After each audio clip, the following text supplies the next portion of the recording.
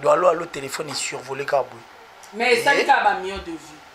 Eh bon, million de vues en anglais, c'est un secret de polichinelle. Imagine que Nzembo, il y a Mumpe, et ça Nzembo ici, ça a déjà une année, je crois, avant.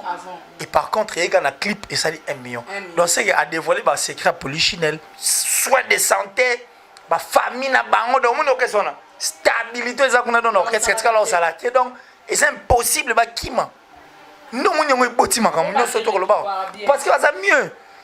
Il y a comme si, mais comment on peut retrouver des artistes qui au sein de cette orchestre, entre autres, un cousin de l'artiste. C'est étonnant.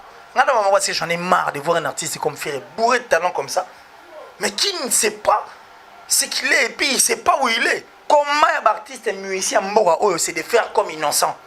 Innocent, il y a un mot c'est la faux Congo. Kofi Olomide, il y a un Tchacho, il y a un note, il y a Rumba, et Pessi. Tchacho. Et le Wenge et Pessa Ndombolo. Moutou toi l'ingaratique empreinte. Il y a un moment même fallait bunda atika deux fois tika empreinte. Et c'est inconcevable. Moi j'étais honteux, confus d'ailleurs de voir France 24 qui va appeler Inosbi et affirmer que Inosbi a ça.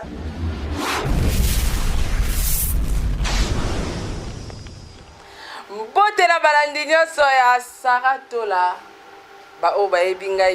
Je suis Saratola, votre animatrice des émissions en ligne. En tout cas, l'émission le plus attendue, l'émission à chaque fois, analysons tous ensemble. Mais Nicolo, analysons tous ensemble les alliés. Mais comme un tribunal de mensonges. Saratola a changé sujet à Sika, côté sujet à Sika, où ils ont un tribunal de mensonges. Et puis, dans le tribunal de mensonges, nous avons un invité spécial, non tant à Combo n'a été, mais dans le bien, ils ont l'émission les plus attendues. Na profité na pesa merci na batunion tout ba soutenir nga batu balinganga émission spéciale na ba mélomane nyonso ya bonne musique na dédié une émission oyo. Pourquoi pas na ba Gaulois na dédié bino émission oyo, pourquoi pas na ba Wangi alias Warrior na dédié bino émission oyo, pourquoi pas pe na bato ba kanangamba vérité na dédié bino émission oyo. Na pesi merci na Dimitri Bongania derrière la caméra. Et un grand merci na batutu ba soutenanga, pourquoi pas na BBC Oumou la sénégalaise motema ya papa Cédric Makela. Un grand merci na Amélia Moeba, motema ya Orlando Domingos, pourquoi pas na maman Odette Nzongo Yanda, mokonzi ya ba maman nyonso ya Hollande. Na moni bongo pe vie na ngai Valérie Madima de Valco Mobutu. Na pesi mbote na Jenny Beta l'industriel, hein, balobi émission obo bandai kozela yangoyo. Pourquoi pas na mobile nanga na lingara mingi l'artiste Diego Milito, l'homme de Sambolé Zoma, na pesi bambote na équipe mobimba o ba accompagnaka ye membre bureau na nyonso na pesi bino bambote bisika bozali. Déjà Dimitri Bongania soki okoki fongolela nga invité nanga pour que batonions tout batala o eze émission ya tribunal de mensonges toko dénoncer ba journaliste nyonso ba kosa mosala na kati ya mensonge. Déjà merci beaucoup, bonsoir Killer. C'est un grand canot, hein? Un grand canot, donc ça dit Banoba au Talabiso. Vous êtes tellement surpris de me revoir encore une fois sur ces plateaux parce que la dernière fois, allô, téléphone est est-ce que le c'est un grand souhait de toutes ces personnes qui nous suivent. Nous disons merci à tout le monde, surtout Bandego, Balingara Sarato, la télévision. Donc ça dit abonnez-vous massivement si et seulement si vous êtes sous moi distrait et puis donc ça dit moins impatient et tout. Bonne confiance, abonnez-vous massivement. Cette année, c'est une année où il faut tous se dénoncer vivant. On s'en fout du reste, on va se dénoncer vivant. Merci à toi, merci d'avoir pensé à moi. Depuis que tu as combien de cinéma, parce que moi, cache moi, ça dit, moi, on est là. On a dit que c'est tribunal de mensonges. Tribunal de mensonges. Ouais, ben, on m'appelle ces derniers temps Killer qui laisse les tueurs des mensonges. Vraiment, dans le tribunal à mensonges. Ok. Merci beaucoup, c'était Killer qui laisse Batoba Kozela Balobi, un garçon qui parle très bien. Asara Moussala Nae, Nangamba vérité. Biso Lingaso au milieu du village, c'était mais Nangamba vérité. Abonnez-vous massivement. Babi Mikolo Tozana Mwambila mou partager vidéo. Mwambila mou landa. Mwambila mou liker. Mwambila mou liker. Et ça comment avant Mwambila mou liker. Mwambila mou landa. Partager vidéo. Mwambila et c'est que ça en fort. Maintenant tu vas continuer direct à taillon. La bingo la ningue to sur la maram la biso. Oh direct. En tout cas, merci. Moi, appeler. Donc, c'est la famille pour partager vidéo au bande kolanga, pour liker yango et puis pour tirer la biso ba commentaire na bino. Qui est si bonne santé. Yoko zoa yokomi passe yokomi ben la den tondeni. Ah ben bon, c'est comme ça la vérité par moment. Et moi je suis sur la liste de ces personnes tellement droite. Okay. Et puis je profite de cette occasion na souhaitant entre bonne guérison plutôt à mon papa parce qu'il est très souffrant. Bonne guérison à lui. Non, souhaiter bonne guérison, pour pas bien. Non, souhaiter bonne guérison parce que Maramounion Saïbisanga, le lieu où s'est réalisé, il m'a toujours dit de mourir pauvre, mais pas complexé. Et de toujours dire la vérité. Et par contre, si on vivre bien la vie, il faut éviter mensonge, orgueil et envie. Si on a mis ça tout, en tout cas sur la bonne voie. Et tellement opté na voie vérité et ça là que bateau pas supportable la vérité c'est pas comme on l'a biso na moi donc nous sommes des victimes aujourd'hui à cause de cette vérité et c'est très compliqué mais je suis là tala robenga quand bien même piena ba ninga ba mais comme au batama ba olukisa ba utola ndombangu dernièrement na bandal juste na bloc wana mais imagine l'activité sportive, tout ça, c'est difficilement parce que le sport, il est cher. Il est cher. Et au moment où il y a des gens qui rappellent moi, moi, pas si mal, mais oh, mais là, ça, niveau, c'est ah, imagine qu'il y a une chaussure, mais. Au tracé chemin. Je suis à l'haïté. Mais bon, pas souffrir, on n'a pas le choix.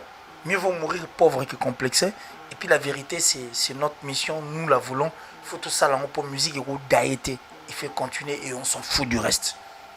Merci beaucoup Killer si toko tambamo na kata actualité tozonga ngata moi sima mukepe ba générique bimaki hein tozaki na allo téléphone pour so itobito parler sur actualité donc après na kata confinement faut tozongi na ba acoustique a fait rigola vite fait et bon toko na actualité bato ba bimisa ba kata ba générique acoustique a fait rigola pona yo. Oui, tout le monde acoustique, événement challenge à ma casse, il y a des bosses acoustique parce qu'il fallait proposer mieux la musique nabiso et puis il fallait proposer pour que le personne ba rotala bato ba artiste et musicien bato ba la musique ba linga ba tambolo nzela moro. Nous allons dire merci à faire rigola parce que na acoustique na et permettait que moment de confinement mutu trois à l'aliment pour preuve. Au moins, ma casse artiste, on a comprendre que même les grands Reddy Amis, ça bêta acoustique. Et il est là acoustique, ils ont continué. Imagine que les journalistes, même que les journalistes, ça va commencer à. C'est la force. C'est la force de faire rigoler. Et j'ai dit merci à cet artiste. Et après, challenge en acoustique à faire rigoler, nous avions eu Inos. Tobina Kala. Avant Inos bit ozo allo téléphone killer ko sauter allo to banana allo téléphone après Inos bi il faut tout se voiler fasté il faut tout le la vérité je te regarde en face Nefirabi regarde-moi je te regarde je regarde la caméra je regarde toutes ces personnes qui nous suivent à ces instants depuis un certain temps l'artiste fallait pour pas accrocher il faut tout le bango sans pour autant tout se voiler face. Peu importe ce que les gens vont écrire, moi je m'en fous. Le plus important c'est de leur dire la vérité. Si ça bouge pas, c'était un tube, il y a internet. C'est-à-dire, ils ont fait des millions de vues, mais un tube qui n'a pas accroché comme école. Après, tant ça bouge pas et ça ligne et simbité. Quand on prononce rapidement échec simbate, ça bouge pas simbate. Tant on a crocheté, tout là ce qu'on a simbité. Mais tant on a crocheté. L'artiste avait fait vite recours à notre frère Gizmoed. Parce que Gizmoed, c'est une star, mais bon, je ne sais pas comment fonctionner dans Fali. Bon, une star avant, mais aujourd'hui, c'est un artiste qui veut se faire propulser. Pendant que ça s'est propulsé déjà avant, Gizmoed était Baba Sala. Recours c'est raté. Apparemment, le titre a aussi rattrapé la chanson. C'était c'est raté, c'est parti. Et puis l'artiste est parti rapidement au niveau de l'Europe pour faire le concert. Parce que le concert, on a fait tout le Bercy, on a donc accord à c'est un concert que tous les Congolais attendaient. Ton os, il y a un concert, et il peut s'appeler avant la que tout, il y a un sima. Pour les cadre, bonheur et la musique, qui vivent la musique des Toluba. Mais du moins, tant aux Eliango, c'était aussi c'est raté. Ça n'a pas bougé, c'était raté pour les combattants, partie combattante. Les aguis plus dans les médias, il y a Mokil Mobimba, le côté dégâts, destruction méchante et autres, et fini concert au Rwanda. Alors, tant que vous faites rigoler la chaîne, challenge journée acoustique, l'acoustique partait déjà bien. Il y a quelque chose qui n'est bien, tu dis rivalité musicalement parler à l'ango. L'artiste peut-être qui a réfléchi à les acoustiques, qui est un peu et bon, matin, vous parce qu'autant l'artiste a beau qu'il soit allô téléphone, allô jusqu'à présent, Moutouna a décroché le téléphone, t'es pour allô. Alors, Mouna est invité dans toi aussi, c'était encore allô téléphone, c'est parti comme ça, sans pour autant tout le monde est en haut. On a une photo, tout boy en haut, allô téléphone est survolé car boy. Mais ça, il y a un million de vues. Eh bon, million de vues en anglais, c'est un secret de polichinelle. Il dit qu'il y a des secrets parce que ceux qui déjà, quand il y a des personnes qui s'apprêtent et s'arrangent à ce que on a un challenge. Challenge ça, il y a des fanatiques, il y a artistes et musiciens qui se disent que tout ça la challenge pour te comme ça autant de millions de vues. Ça sont les fanatiques qui veulent que l'artiste a commis ça. Mais tout le reste du monde, est-ce que va faire une ambition? Non. Donc il faut aussi le moins à malonga. Attention à faire nos simbité, mais par contre, tout va les pays au simba et puis au tambola. C'est un challenge des fanatiques et puis qui n'a pas réussi d'ailleurs. Un jour 1 million et puis ça fait 48 heures. Fabrigas pas ya betian et longwe. Ne lo que puis en canam Fabrigas peut en acheter 1 million de vues na wana balobi la moté. Et peut-être à l'homme challenge on a dit. Qu'on a 1 million. Nous t'en salons aux alates. Faille 1 million. À Saliam. Mais fa peut tellement bon. Éviter il est distrait, je sais pas trop, mais fa il faut y aller dans de près. Est-ce que générique peut à fa et bêta? Mais bon, générique à fa, il faut toi la claire hein. À Salah bisoka moi, hein, na ningi moué ozong sa biso sima. Azong sa sima parce qu'il fallait revivre tous ces grands qui donnent jusqu'à la preuve du contraire les bonnets de la musique. On a eu à auditionner pas mal des artistes comme ça, mais c'est quelque chose qui n'avait pas aussi accroché, mais qui a fait des millions de vues. Et Simbate, et les qui n'ont pas et à Babylone a des millions de vues, il y a accroché, et Simbate. Tout le monde qui m'a trop de colonnes. En tout cas, merci beaucoup. Ah, les autres tribunal des mensonges. Non, non, moi accroché, pardon. Nazo qui m'a trop. Le monde est attends, il s'est bol, t'as mon pied poétique. En tout cas, merci beaucoup, Killer si. Tomeka moi kozonga sima parce que toujours le bakaka, toujours le banon aussi cité yango za ko. Oh. Toujours kende. Toujours kende. Donc yango de to le baké et accrocha tendenge lobby mais simbate mais ça là quand même ba million de. Bon mais faut qu'on précise encore une fois là d'ailleurs je dirais que c'est un tribunal de mensonges. Ici, tribunal de mensonges. Et que Bissot toi contre mensonge. Bissot dévoilé par mensonge. Mais tout le monde peut faire Fabrigas merci parce que à Fongoli peut mis sur Bakinois. Imagine que Nzembo te il y a Mumpeona et ça Nzembo ici ça a déjà une année je crois avant. Et par contre il y a un clip et ça dit 1 million. Donc c'est à dévoiler par secret polichinelle. Voilà. S'il est clair, il va nous faire comprendre que ah, c'est que bon, pas fait un peu bisous. Hein. Bah, bon, même moi, en tout cas, merci beaucoup. Killer, si la réponse n'a yo et tant que tu es kolongwana, tu es mon petit frère Nabiso Paeli Biso Olandi Inospi. Commentaire vite fait. Ah, non, ça la vite fait parce que Inospi c'est l'ambassadeur de cœur. On a bien que Michael Jackson. Justement. Et après, Nabi, ça dit, nous sommes journaliste d'abord avant tout. En dehors d'être, je ne sais moins, être journaliste ne veut pas dire être trop carré. Ouais. Être journaliste, c'est aller aussi au-delà. Il y a Yomutu. Et puis il faut aller faire l'investigation. Imagine que Bissou, journaliste, arrive au du Congo, tu auras sonité, donc artiste émission, soit outil poté, soit Mikolo, ça check. Mikolo, les autres, il faut la taquette, il y a pose Yonga, bon, il a TV, sans pour autant, au sein de l'investigation. Mikolo, les autres, check. Non. Il faut faire l'investigation. C'est pitoyable. c'est choquant de voir le journaliste, il va reconnaître la valeur de l'artiste. Aussi longtemps que biso bato to kana bango ba richesse na biso to ba valeur na bango te. Et ça inconcevable. Moi j'étais honteux, confus d'ailleurs de voir France 24 qui va appeler Inosbi et affirmer que Inosbi a sa légende de afro pop et puis légende de afro Congo. Vraiment. Et ça inconcevable. Inconcevable. Et pourtant tu vois que non, dans sa professionnel, dans sa moutamaïl. Soit bato va reconnaître mon biso to reconnaître pas. Inosbi a vendu la République démocratique du Congo plus loin. C'est un artiste de niveau. Et pour te soigner talent, pour te loba talent, kaka monoko. On l'a dit. Hey. On dirait c'est la star. Bravo Inosbi. Ça dit bravo à lui, bravo la légende, bravo Inosbi, bravo. Tu es plus que les tueurs des mensonges. Et puis, mais c'est un Inos. Non, mais c'est la star, avec un gros bon cœur. Tout ce qui touche et se transforme en or, c'est comme Ferregola. Tout ce que Ferre touche se transforme en or, c'est comme J.B. Piala. Tout ce que J.B. Piala touche se transforme en or. Donc ça dit, so baba mi tema au fond moment. Ba pesa ka marambo. Et puis on s'en fout tout là cette fois-ci. Na marambo tu ya na sima là voilà. Inos, bravo avec Hollandi.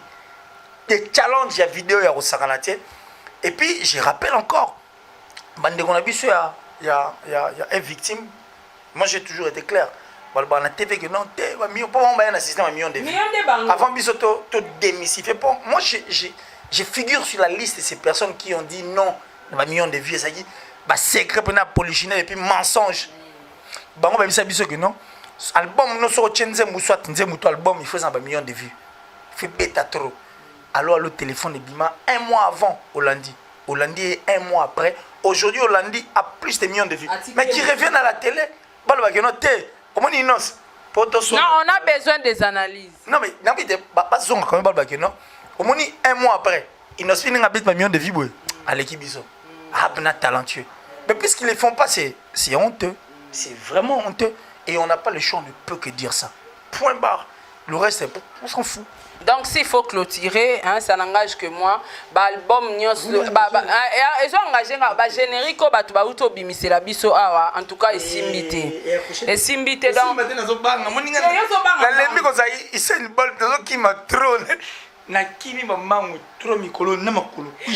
c'est Mozo Killer aloba Kimitro.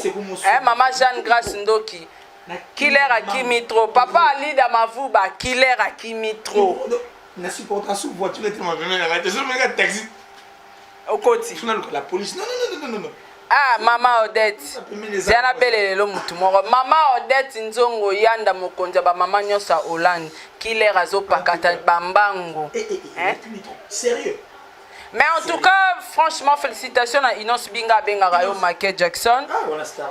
Babilo Rotwe Bimaki wana o alo téléphone et simbate o moupe et simbate et loko simba kezaka Hollandi. En tout cas, coup de chapeau na yo. To revendre mingi wana te parce que ma mbebela rolobezali. Après Bercy, Defali Poupa, retour. Ya orchestre nae na mboka ya Kisasa. Mais tu veux apprendre 5 musiciens mobimba batikala ina poto bayete et parmi 5 musiciens na cousin na emoko propre azaki na kati atikali Killer Mutamaele analyste oui que son cousin na c'est des statistiques c'est ma beza. Et puis je veux qu'on puisse éclaircir ici là, c'est aussi important d'abord au talabiso faut éclaircir bango pour bango ba que non.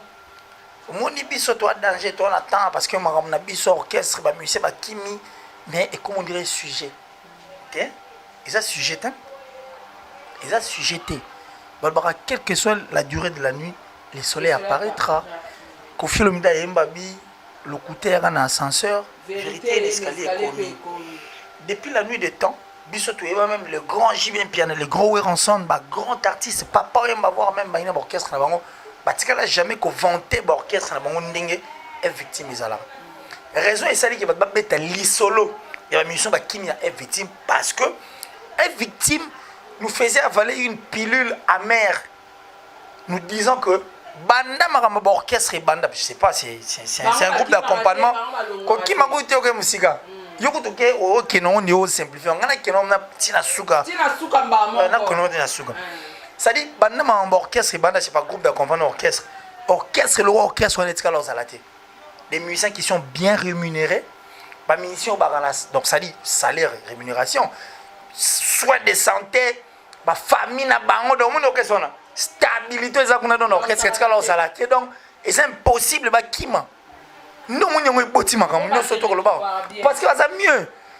Il y a comme si battu, mais comment on peut retrouver des artistes et qui m'a au sein de cet orchestre, entre autres, un cousin de l'artiste. C'est étonnant. On a des images au yobango ba pesa biso. C'est normal que toi y a na TV l'autre ba non. Oh, mais c'est inconcevable.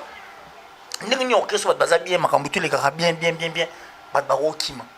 Or mon kima et ça tabouté faire rigolo là voyage avec bosso ba kima dormir des moko bona suki jus d'orange ba yinga et puis pire encore faire rigolo ba kima ba tumsu ba zonga kena mongo sur ici et ça normal BCBG n'en parlons pas maison mère non pas quartier latin ba kima quartier même fait fallait ben na quartier latin allons moi rati kasi et ça normal qui ba musique ba qui mon orchestre mais ya bango comment il y a normal pour orchestre wana et tika la ozalate depuis Congo ezala c'est tout à fait normal ba na simana ba lwa bando kamo oh ba kimia poni ko on a cousin yo poso cousin kimia ezala mabe oh yango lo na se posa penda question que ti cousin longwa est-ce que cousin wana makambuni na mabakutani nango c'est que a monaki trop accompagner oh pardon abaite ambalo yo natikala na ngai kaka c'est aluka kanda quand même famille pe kufate a calculer ki to bien tega famille singa famille ben na katana ah bon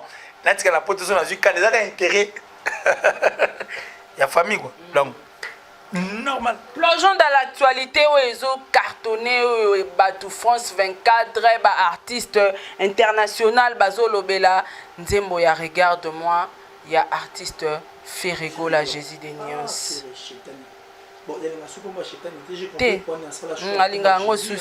Jésus des nuances.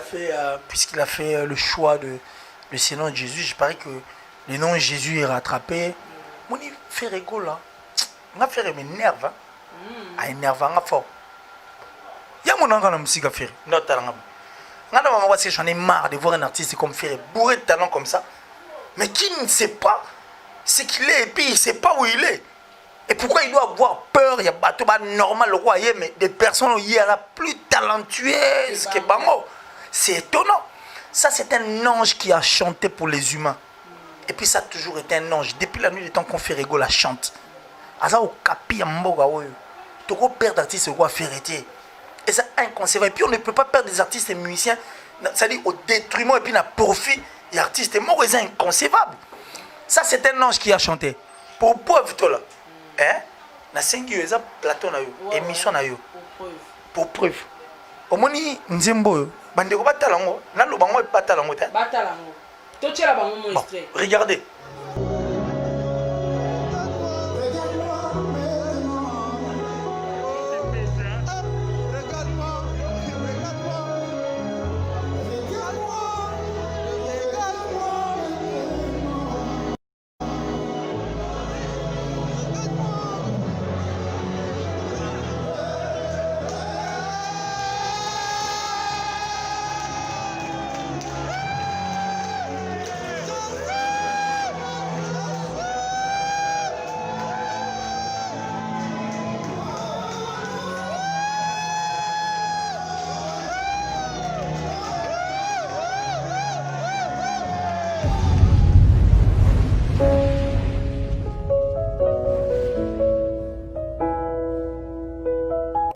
vraiment. La chanson va remettre dans une boîte. Tu vas dans ta boîte, va me poser 1001 questions. Nzembo, to lela, to yemba, to ganga, to sambela, to sali. La bilo ba kokite na suka boîte mon bébé ti maboko nde bataliona.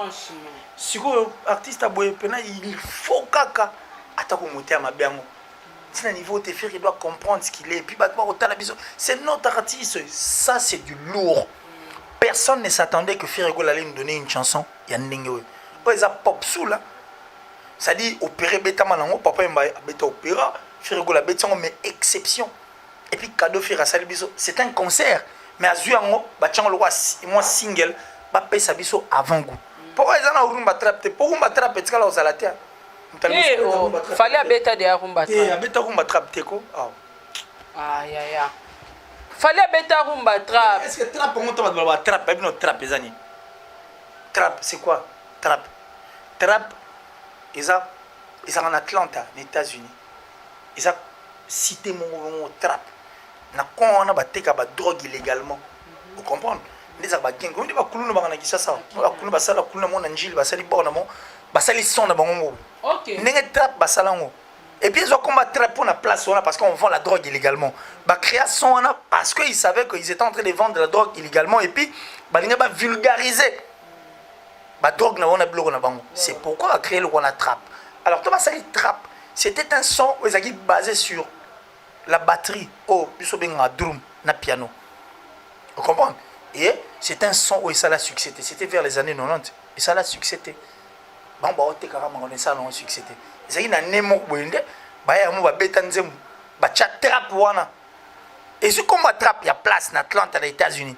Ne bah, son on est bêta. Quand il bêta, ça a succès, bah, trap. Moutali bozo comme ça, afro trap. C'est MHD. Okay. Son rythme nae oye a opta beta eza afro trap. Et bon album toko ça fallait ça. Wana rumba R&B. Bon album toko ça fallait ça on ga ndenge ba Julie Betat. Parce que ça c'est la photocopie de JB Piana. OK. Papa chéri. Eza rumba R&B de Bazazue Beta. Des peu ko fait Beta African King c'est Africa et Africa King sister le mwana ngwana. Ce sont des rumba ouverts. La première personne dans le plateau, c'est un nom, on va pas quand même s'empêcher de dire ça. Nous avons ça, on trap musique, c'est héritier. À côté de moi, trap, c'est tout en noir. Vous comprenez? Vous savez qu'il n'y a pas de trap, nous sommes là-bas. Ça dit tous les artistes musiciens que tu vois là. Voilà. Style. Ce qui est réellement, tous en ont réaliste. Rumba trap et bêtement en Mboga. Mais premier ministre avait rumba trap na gangi la moto. Ezalate. Rumba trap était mon travail, c'était rumba trap eza fait rigola. Et puis c'est son style. Si réellement il y avait la rumba trap, ndena bando, ndeto benga ba de pochettes et autres. Ba style la musique ba tchaka na, ndeti bar na boy avec afrofusion. Les autres avec afrobeat. So kena inos okuta bana afro Congo. So kena confirme na chacho. So mutona ne afro mutona ne rumba trap alagi tonga to mona rumba trap qui ça regarde nous Israël frère gola dit abeta rumba trap a kotana instrument mo yasi ce qu'on appelle dans la faire ils sont petit rumba trap té na on est na plateau na osimba donc non mais vérité je vais le toucher c'est un artiste musicien à part entière de notre pays donc la rumba trap n'a jamais existé depuis musique RDC banda mutalbo so abeta rumba trap ya faire gola té ozelango po a opter betango. Après, je crois, Harmonie, Dynastie, et l'album qui va venir après, on espère que ça sera son nouveau style. Oya Obeta la bisoto, c'est la rumba trap. Mais rumba trap, nanou et beta mate. Point barre. Merci beaucoup. Et la vie continue. Merci pour la précision. Qu'il est, Tozara na regarde moi, bande qu'on a biso pe belé balobi que faire rigola, une semaine d'ailleurs qui ça 1 million de vies. Ils ont mon pied. Des millions de vies ont été lourds. Babi yango nde ezosala pose artiste international au moins te yango ba benga faire rigola za local si faire rigoler local obi que concert wote na Sharka est victime de concert ba oyemba obomanga pa mba faire mbiso to bigé l'artiste aza international asa ba feature na ba Kelly c'est un artiste à niveau na bisoté lui il est international mais comment on peut retrouver le nom de Ferrigola au sein il y a concert na yona. On dit parce qu'elle fait promotion concert ya et puis que lequel un concert a fallu mais ba oyemba faire vana na yo kutu c'est ça qui prouve que Ferrigola c'est un adversaire de taille qui pèse comme pas possible et puis il m'énerve ces messieurs la faire nga énervant enfin il faut comprendre et puis que neto fanya na génération tout le monde inosbi tout le monde soit pas chéri il y a aucun artiste musicien génération va faire rigoler na concert ba gosenga. Il y a qu'un seul artiste. Oh bah concert na ba sengango. C'est ferré. Point barre. Concert ya rumba nani lipanda. concert moi à Beta, je crois qu'ils acoustique. Mindele wa Beta Olivier Chimanga, le Zaïro Olivier Chimanga, pas tout le drapeau RDC. Il y a plein de places, Pinza n'a été. Olivier Chimanga, na c'est plein de tout le drapeau RDC. Olivier Chimanga Beta, il y avait des blancs. Oh, bah Beta Ndouli, Firigola, concert à 5 ans.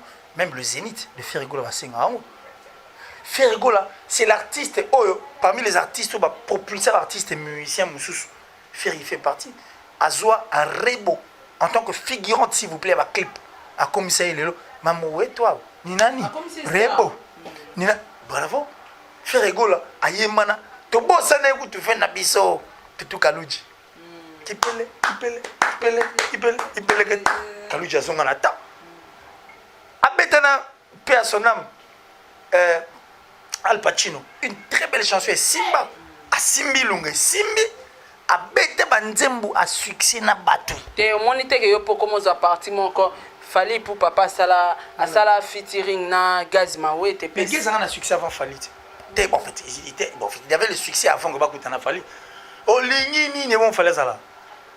C'est ça le succès, hein? Oh, mais avant lui? Oui. So, qui ça, il n'a pas s'accroché à succès Mouniga. Il n'a jamais propulsé artiste, ne serait-ce qu'artiste et musicien. Bandego, prenez ça comme vous voulez, mais ce n'est qu'une vérité. Mais preuve en est qu'Alinga a produit, on dirait à produire déjà Anita Moara Boupé Simba. Ça, il ne va pas le faire. Alors, ça, la montée. S'il faut décrire Fali Poupa en un mot, Fali Poupa. Au moins, nous avons besoin des artistes musiciens ambassadeurs avec des cœurs très ouverts. Totika bajione qui kala Kalito Kadio, oui, Kalito Kadio, tu as bien passé Dimitri Soto au stade. Oui, tu as bien passé point. Soit payé qu'à passer à ce ballon. Usain Bolt. Ah bon, ça va centre. Allez, quand on dit la musique a besoin des ambassadeurs qui ont des cœurs très ouverts, qui sont vrais envers eux-mêmes et envers la musique. Parce que musique est mère na bango. Vous comprenez? Musique est maman na bango. Oh, bah la maman te. Quand vous ne voulez pas donner ce que la musique veut, et elle va violer mère na. Sans violer mère na, c'est sous normalité. Parce que dans ma famille respective, il y a des licenciés. Oh, bah soit chance sur la mission, bah soit te. Bon, bah voyager à Bamboka, bah bin ça va président, bah coûte va président. Ils font la vision des maisons aujourd'hui grâce à cette musique. Mais pour il faut maintenant empêcher que routine on est que cette machine puisse continuer. C'est de là où moi je vois la méchanceté. Tu comment vivre, tu comment assister à mon moment, tu comment assister à le roi. N'était pas États-Unis, les États-Unis gagnent la guerre. États-Unis, gagnent la guerre. Quand nous avons la grande puissance des États-Unis, on n'a pas gagné la guerre. Guerre à Golfe, on a la revanche. Bush, Hussein Ben Laden, on a Panzango. Et bunda guerre, est-ce que les États-Unis ça va naître? Et tu as film, mon dit film en Rambo. Mon acteur, moi, film à Bomimbo comme Bimba. Ça, c'est pour faire peur. Pour comprendre, et grande puissance. Tout ce comme on a Rambo, moi, au côté, à Bomabizo. Nous sommes en 4, il n'y a rien. Il n'y a rien. Arrêtez de distraire les gens. La musique doit respirer. La musique doit vivre. On ne peut plus continuer à biloreux. C'est-à-dire, l'influence des médias, nous n'en avons plus besoin. Nous avons besoin de performance et le travail sur le terrain. Point barre. Faire égaux là, Messi. Messi n'a pas besoin de s'entraîner 3 heures avant, 3 heures pendant, 3 heures après. C'est un don. Il est talentueux, c'est un don. C'est lui. Vous comprenez? Donc il n'a pas besoin de force. Oh, la musique, attends, vous fait rien, regarde-moi. On la voix là. Mais quand on force là même, c'est. Allez, ferré. Mais reviens sur. National ferré. National ferré. Ah, goulin. Qu'il a la question, mon corps, on a la question, mon corps. Viens dans la dîner couper mbele na pesio bambo te place aux amis. La question mon rabi. Killer Azara Maele, est-ce que Killer sur le lobe episode ça il a une différence sa musique? Il y a Ferena Fali. Au quoi décrire en dernier entre bango différence ni noko ça la musique. Bon, la différence c'est que ça il faut qu'on se le dise. Oui que bandeko ba loba, les gens vont dire ce qu'ils veulent dire. Bon, je suis déterminé. Bon, on a encore peu. Moi, on a un mouvement aussi. En fait, on a zozo quoi ça. Bon, on a un mouvement aussi. Tout ça qui nous dit pas. Mais moi, na genre à bateau, il y a que so il te au canet notre quoi ça na oteka. Pour na quoi ça te. Aucun artiste et musicien, il y a biso. Adrilo Bandekwa qui n'a musique à Azate. Vous comprenez? Parce que surtout l'artiste est fallu pour pas de lui-même comme ça. Il n'a aucun titre. Aigle. A trouvé Soli. On t'a trouvé solution à concert à Bercy. A trouvé Soli. The King. Quand on trouve solution, on dit merci. Mais revenons maintenant à Banzem Nabiso. L'artiste Azande opportuniste. Et puis a une vision. Et Makambo a ça là. Parce qu'il est l'aigle de son orchestre, l'aigle de sa vie, l'aigle de sa carrière. Mais pas l'aigle de la musique. Okay. Parce que la musique, Nabiso, toi, on a aigle, moi, on a King Mort. Maître Gims. Okay. Devant lui, il n'y a personne, derrière lui, il n'y a personne. Pour moi, on a le titre, c'est des King. Vous comprenez? Le quoi est Azalate. Alors, quand on prend l'artiste Yemoroboy, Azak Kande opportuniste, il sait. C'est pourquoi il avait promis un disque d'or en album à Tokos. Tu sais pourquoi? Oui, pour un disque d'or à Tokos. Parce qu'il avait fait des bons choix. La maison label nae parce que à sali ba choix ya bato bi ba oteka a s'appuyer na bango ceux qui banzembo bimi ba oteka après ça ni et pesa ye makambo pour preuve et Rupa une semaine avec ça 10 semaines dans un disque d'or c'était naze et par contre comme Ayana Kamora et Bouba ba teki saka na France et ça là comment on se retrouve na single d'or Ayana Kamora na single d'or à Bouba. Bon, tout le monde single d'or il y a un Camerounais à Bouba. Tout le monde est ma belle. C'est quel titre que l'artiste a vendu comme tu dans niveau single d'or? Zéro. On est quand le artiste les autres. Pourquoi il va faire va paniquer? Il n'ont pas autant d'esprit. Pourquoi il panique? C'est un artiste normal comme tout autre artiste musicien de notre pays. Et par contre, ils doivent regarder les choses du bon côté. Nous ne sommes pas là pour détruire l'artiste. Nous sommes là pour dire la vérité, parce que c'est l'artiste qui donne l'impression de détruire les autres. Vous comprenez? Pourtant, il y a le mot torturé, il n'y a pas d'adversaire. Mais quand il n'y a pas d'adversaire, mais il y a un adversaire de taille où devant lui il n'y a personne, derrière lui il n'y a personne. Donc, toi, Rana Gims. Double disque de platine, disque d'or. Et puis, Maître Gims a bêta un concert, il va payer à Malgreb. Il a livré un grand concert au Stade de France. C'était le premier noir africain à bêta concert et puis c'était. Tel artiste à motema au fond, mais l'ambassadeur vrai qui ne veut pas décourager les autres. Abi, ça, ce n'est pas une victoire française, mais c'est plutôt une victoire d'un Congolais qui est arrivé clandestinement en France. Vraiment. Ah non, mais bravo Gims. Derrière lui, il n'y a personne. Devant lui, il n'y a personne. Alors, Hollandi.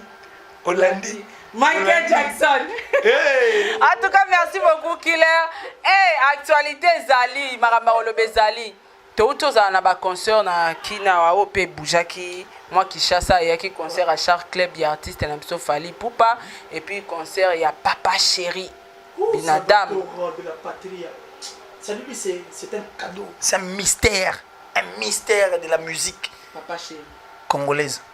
Artiste à bon atikala aux alaté. Obi JB Mpena a 10 ans sans album. Parce que 10 ans sans album, on est en 2010. Vous comprenez? Sous 5 ans, vous comprenez, c'est l'artiste le plus combattu de la République démocratique du Congo. Artiste à bon atikala aux alaté. Bah combattre tribalisme. C'était des combats tribaux. C'était des combats mais quand on a vie privée naïe, on ne va pas répéter cela. On l'a même empêché de voyager pendant 5 ans. Franchement. So, imagine depuis. Non, il a des nerfs. Si le là a succès. Hein? Papa Chéri succès. C'est un mystère de la musique congolaise. Et puis, quand Papa Chéri sort, tout le monde panique.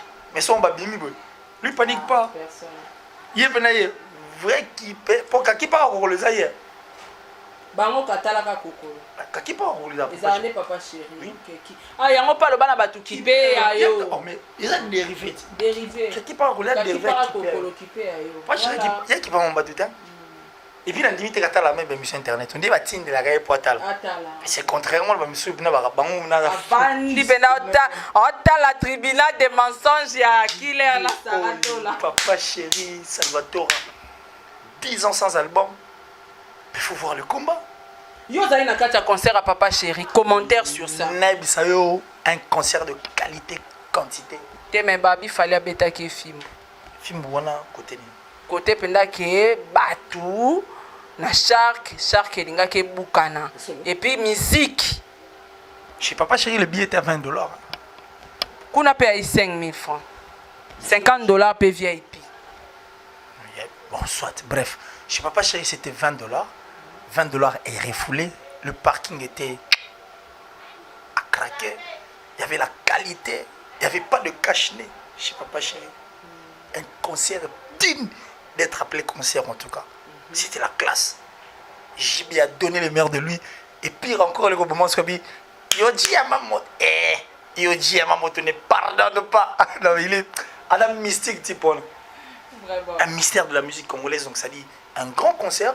Et puis c'est fort, hein. Voir un concert de Papa Chéri. Et un concert événement, s'il vous plaît.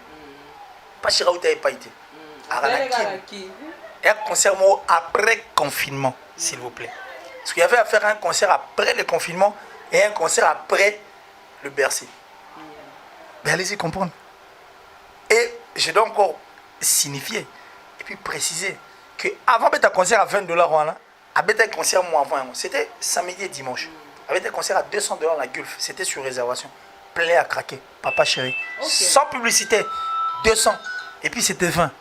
Dans la 2 journées, $220 et Koufayi battu. Donc, bravo à ces grands messieurs, Papa Chéri, Salvatore, leader, le mystère de la musique congolaise. Ah non, mais, habitez quoi. Na bateau, basali comparaison, on a comparé concert à Papa Chéri. Au diable Vauvert, ce sont des méchants. Papa Chéri, c'est un dieu avec un petit D. Hein? Dieu peine avec un petit D. Et puis, Papa Chéri n'a pas ce niveau. Vous comprenez? Papa Chéri n'a pas ce niveau. JB, c'est un grand de la musique. Il a révolutionné. C'est le père à la 4e génération. C'est lui qui a mis sa génération, a mis sa Wenge. Toute une génération, s'il vous plaît. Non, mais respect. Et puis, bateau Barolobana, parce que Baba méchant. Artiste, et bien, star à Mbon, l'orchestre, il va pour la JB. Mbon, soutien, arrêtez de bavarder. Qu'ils arrêtent de bavarder. Qui est ton côté siko abna ton côté na kata tribunal wana que tu as une actualité. Tu as une actualité. Tribunal angoyo tozokota na emission bokundoli angoyo. Te to côté siko tribunal. Te non to côté te to côté de siko. Dotina zo zinana ngata to zina. Actualité na actualité bokundoli angoyo tozokota. Yo melisanga maïnet na Titanic. Même ko ba ko ki mande bambangu te. Te na kimi de toro mikolo. Nabi bande ko bulu ka bombe de nervo.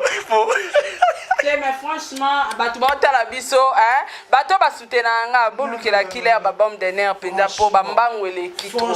Non mais sérieux, peut-être qu'ils pensent qu'on est en train de blaguer. Place de tourner tout le bateau, peut-être ba ko luka biso pia. Je suis très sérieux. C'est non, nous répétons ba quand on répète on pour non.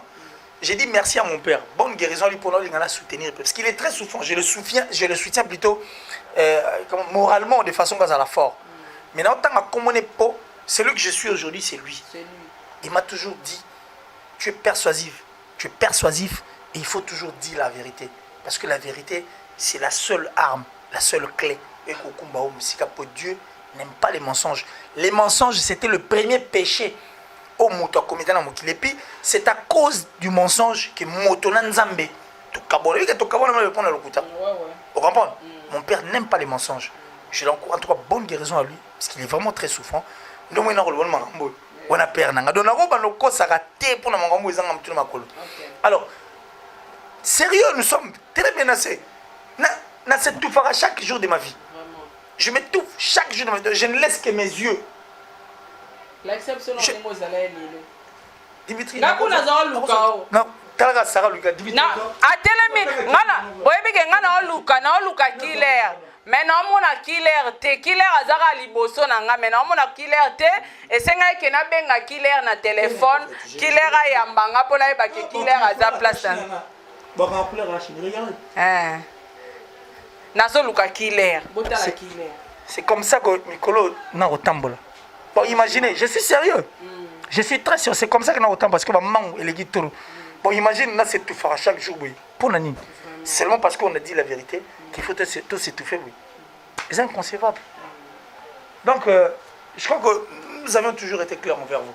La vérité, Toro, sans passer la moitié, on les dit. Et puis, on s'en fout du reste. Merci beaucoup. Moi, Milamou liker, moi, Milamou partager cette émission. Moi, Milamou appeler. Moi, Milamou appeler aussi. Tokoti na kati. Parce que na émission na biso tolobela actualité, na émission ya tribunal des mensonges. Et tokota rasko na kati ya bokundoli ya tribunal des mensonges. Tribunal des mensonges. Tokoti na tribunal des mensonges. Ndeko na ngai, Killer, mon confrère. Total la réémission moro ya tribunal ya ndeko na biso Vincent Chiluizi. OK, Vincent Chiluizi ya sara ba tribunal na ye pona batu nyonso.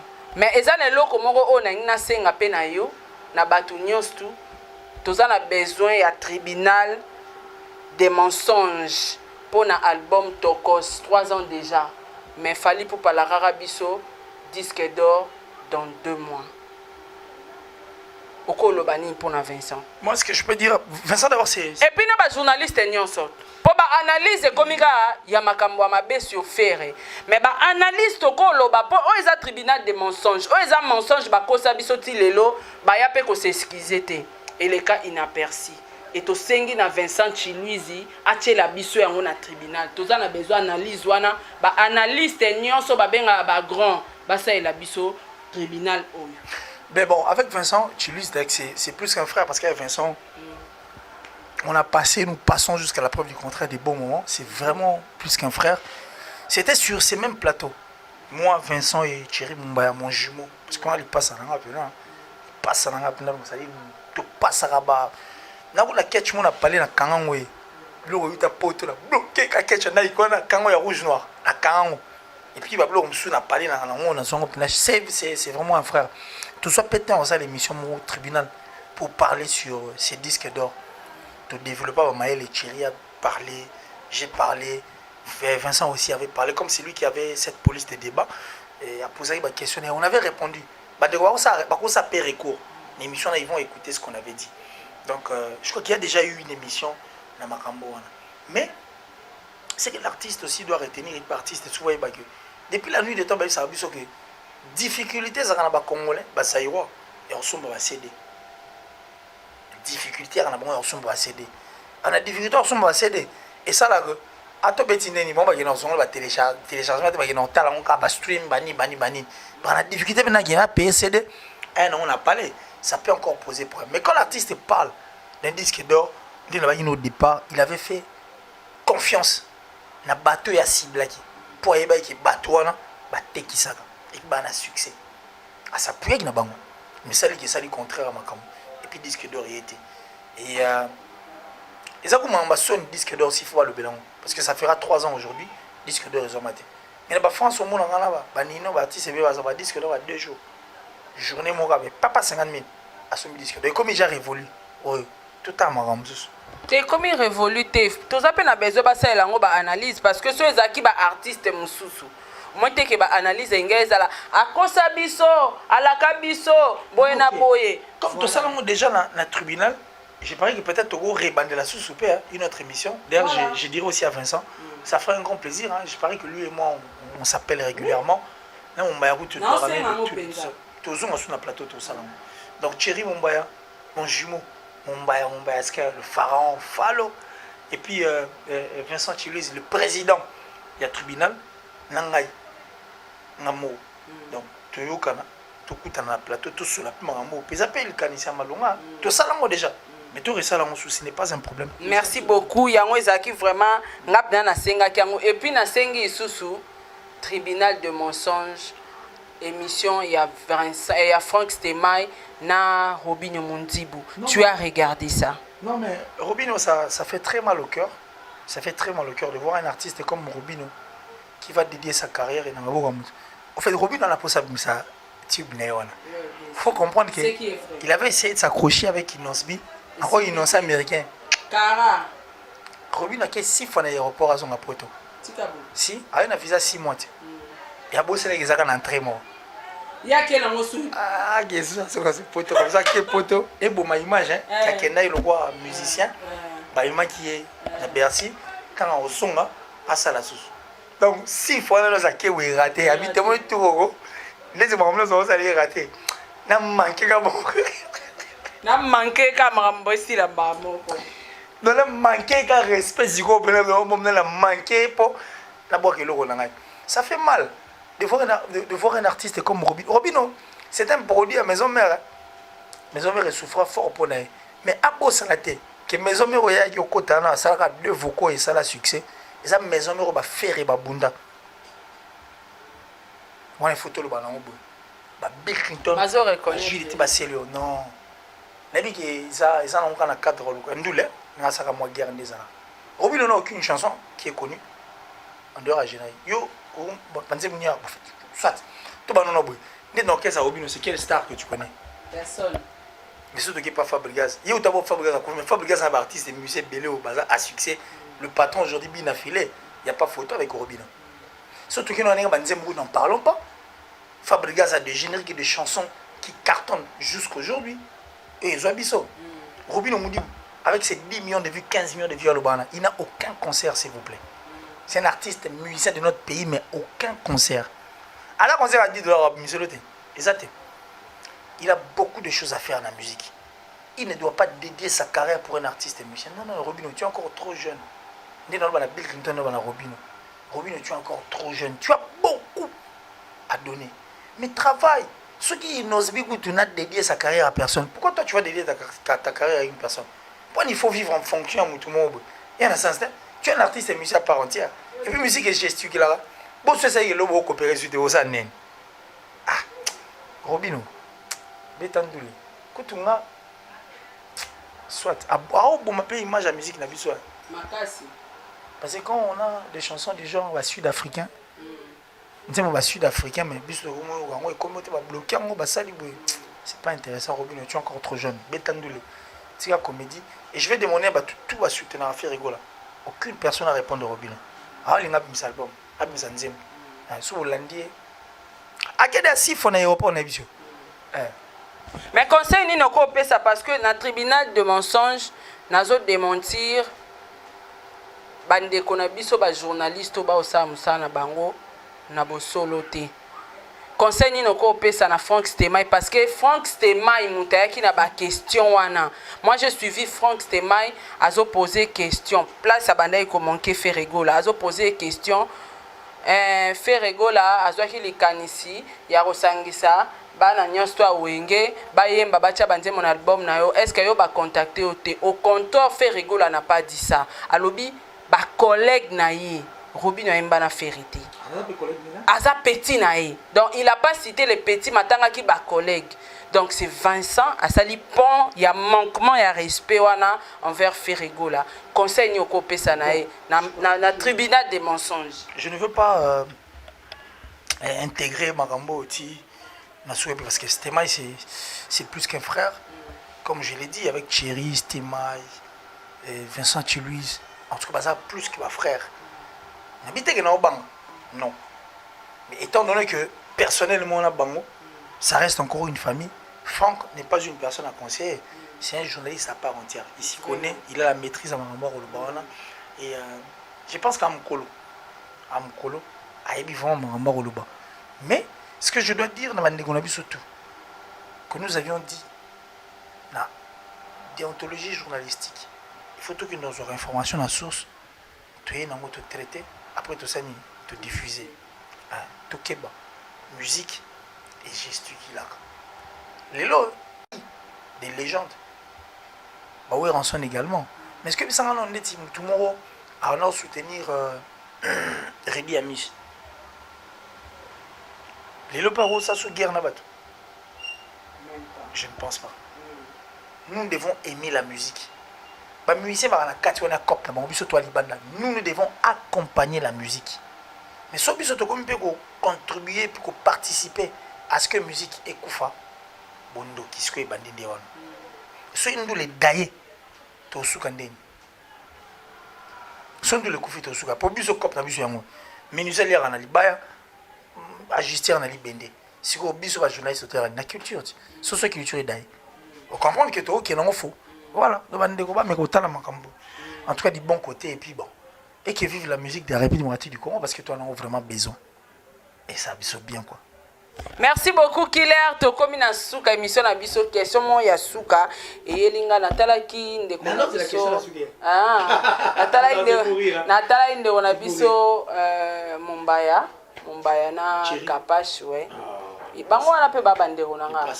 Bon, natala émission na bango baza o se plaindre trop. Babi ba fanatique ya Ferrigo là, baza impoli, baza agressif.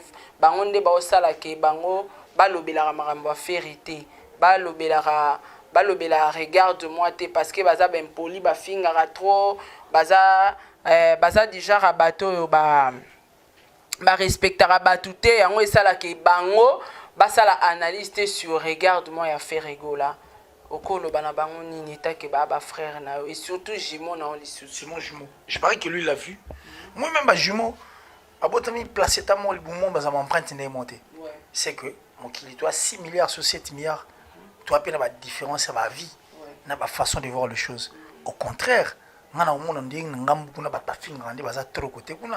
parce que moi j'ai même eu à lire comme ça des insanités au nom de ma mère et de mon père. Te na ba warrior faut po bango ba lobela ba golwa moi ba sala analyse te po ba golwa ba fingaka or biso toza menacé na ba warrior. Donc ça dit comme moi la président en tout cas bon. Donc déjà le tribunal de mensonges est faux et archi faux na évité Killer liloba na auto passage dans na Sarato la TV ba tu ba retenir nini. En tout cas Sarato là je suis très content. Il va faut retenir rien nini. Biso to linga rendu les ala bien. Malobaka mon union soit linga mon paradis. Il faut rendre ma parole à fier. Quand tu rends tes parents fiers, tu verras le paradis. Si tu rends les fierté au monde à paradis. Parce que tout ça, là, moi, je m'en vais. Culture, les allois mère. Na biso. Biso, toi, bana. Na ba musicien, na biso, tu na kati, toi, bana. Pour tout le monde à paradis, il faut te rendre culture ni fierté. Si tu te rendre fierté, tout le monde à paradis. Parce que toi, c'est posé question, c'est que tu rends à peine la culture au fier. Ce qui est, tout le monde à paradis. Ce qui est, tout changé. Carré. Merci beaucoup, l'artiste Diego Milito, pas oublié Sanzembo na Esambole. Lui, c'est mon coup de cœur. On dirait pour Naza A. Ce qu'il faut, tout na Diego Milito. Tant qu'on a pas besoin de la parler, tout n'a Killer qui laisse. Parce que moi, il dit aussi depuis Lina. Après Lina, c'est Wenge Musique à Maison Mère. Après Wenge Musique à Maison Mère, c'est chez Héritier parce que moi, j'ai pas de frontières. Et puis, par une bataille Bosso, moi, j'ai faisais partie. La Congo Révolution. Donc c'est vraiment mon coup de cœur. Avec sa voix, ça me rend heureux quoi. Donc ça dit na moto linga. Moi je voix ferrée. Ça va poser chair d'épaule. Mais en soi et puis en réalité, moi je suis pas un fan de voix Elikolo. Non. Voix moi Elikolo na linga mingi tilelo, c'est la voix de Carlito. Mais en dehors de cette voix, je n'ai pas une autre voix Elikolo linga. Moi je suis plus dans ma voix équilibrée. Alors quand il chante, il me rappelle Serge Mabiala. Quand il chante, il me rappelle beaucoup d'artistes. Tout passe à la deuxième voix. Tout le monde a fan de la deuxième voix. Donc, je suis fan. Et, il y a le mot website. Et là, on n'a pas de poignées. Parce que, il est comme Serge Mabiala, il est comme Olivier. Pour Olivier, pas artiste préféré. C'est-à-dire, il y a le roi. Je ne suis pas un artiste musicien, mais j'explique. J'ai parlé que un musicien, on va comprendre. Et ça, Sarah Yembi a tché ao. C'est-à-dire, Sarah tché voine ao. Diego Azela Nzembouté. Né Serge Mabiala Azela Nzembouté. Et puis, Olivier pas Azela Nzembouté. Ils attaquent la chanson. C'est-à-dire, soit tu attaques. Vous comprenez? C'est la noté aux ongles sa voix, c'était place au tigre. Oh, octave au tigre. C'est ce que j'adore. Et j'ai dit, c'est vraiment mon coup de cœur. On est derrière son album, on est derrière ses chansons. Et je pense que on a fait partie de la liste à bateau pour ça la promotion. On a habité pour Nayo. Pour que on ait beaucoup ça. Yo comme na yo na ye. Et tala te. Ce qu'on a bien en tant qu'artiste et musicien de mon musique est d'ailleurs musique. Ah musique. Et ça n'a pas si quand les gens sont derrière que la musique meurt. La musique est une grande partie de la culture. Hein. Quand on parle de la culture de la République moitié du Congo, on voit la musique. Parce que le président honoraire Joseph Kabila Kabanga a 2 millions de c'est pour les artistes. Mais bateau, tout le monde a la tête d'affiche. C'était les musiciens. Hein. Et puis au monde, non, tu habites la RDC, le pays de diamants, les Alaka, la RDC, le pays de Diego Milito. le pays de Kofi Olomide, le pays de Papa Chirel Salvatore, le pays de Ouranson, le pays de Redi. Ce sont des richesses brutes. Alors, brutes. Point barre. Merci beaucoup, Killer. Dédicace dans banane. En tout cas, Francine, man, love depuis l'Italie. Je te salue. Mon vieux Giannissi Tachunga Putubanga Mouchouri de Suisse-Irlande, de gourou du temple. Il faut boire à Pendaro. Le boss. Pour Mikolo Zoki Maman Bambang. Le boss. Eric Nkake. Et mon coup de cœur, mon amour de mère, de cœur, de tout. En tout cas, ma maman chérie, maman Julienne Diebo depuis les États-Unis. Salut. Ah, Nakantako. Et mon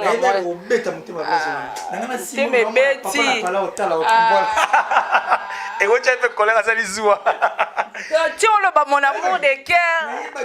Je savais, mon amour de cœur, maman Julienne Diebo depuis les États-Unis. Je t'aime tellement. Tellement. Moi aussi,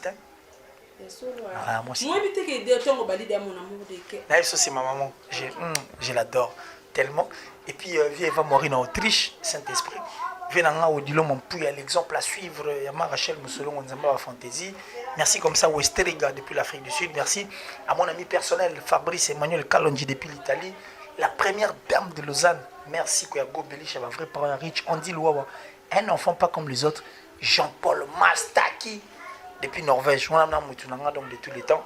Bonne guérison à mon papa. Et je parie que le bon Dieu aux Alapenzanae pour qu'à se retrouver. Mais, aimons-nous pour rien. Aimons-nous pour quelque chose. Aimons-nous tout simplement parce que toi, tu as battu. Et ça a bisoué. Toi, il n'a pas la tepo, car le bac est vérité. Toi, il n'a pas chéri mon bayate po, alors bac qui est bagolope, bah moi j'arrête. Toi, il n'a pas si ça capacité. Toi, il n'a pas Vincent. Toi, il n'a pas ni souci. Toi, il n'a pas fallu pour pâter. Toi, mais c'est notre artiste. Bisous, on a bien. Toi, il n'a pas wangi la thé. Nous les aimons. Batika nos fingers, ils insultent un peu trop. Et puis, bah menace. Même souci. Toi, il n'a pas. Et coquille, toi, il n'a pas battu. Toi, il n'a pas battu. La raison où tu n'as pas combattu pour la bonne sorte. T'es petit pour la tête. Merci beaucoup. Moi, Bilamou liké, moi, Bilamou contacté. Pesa numéro Killer. Plus 243 89 526 54 54 plus 243 89 526 54 54. Voilà, maintenant WhatsApp Mamamoutou Chinga. Et puis sur Facebook, Killer na El Moro. Killer ici. Facebook. Carré. Merci beaucoup, Killer. Moi, je l'ai appelé Killer. Moi, je l'ai liké vidéo. Moi, je l'ai contacté. En tout cas, bon commenter. Tous a besoin de critique. Nabino, tous a vraiment de critique. Batunions tout bateau nanga sarato la tous la chaîne YouTube a Diego Milito. Non, tu la bino lien na ba commentaire. Na ko épingler yango. Bon s'abonner massivement pe na chaîne ya artiste na bino Diego Milito officiel. Merci beaucoup derrière la caméra Dimitri Bongagne à Montréal. Même Mikolo Toro Matissé Grada au comme président. Un grand merci. Na pesimbote na Andous Bientang, on a pesimbote na Boubacar Sano. Au Kangando qui vraiment donc ça dit Dimitri Bongagne, l'homme visiblement invisible, capable de manipuler 30 000 30 boutons à la seconde près. Là il sera mégaté. À la rapidité, ça dit il monte, il filme au même moment. Non, un génie réalisateur. Merci beaucoup. Moi, Bilamou, au revoir. Moi, Bilamou, partager vidéo, Bobo Sanate. Moi, appelé surtout. Moi, Bilamou, appelé BBC ou Maman Odette Nzongo Yanda. Mokondaba Maman ya Hollande. Moi, Bilamou, appelé. Moi, Bilamou, contacté Amélia Moueba. Moi, Bilamou, appelé Maman Jenny Bettel Industriel. Président Charles Tamboué. Au revoir, à la prochaine émission. Ciao.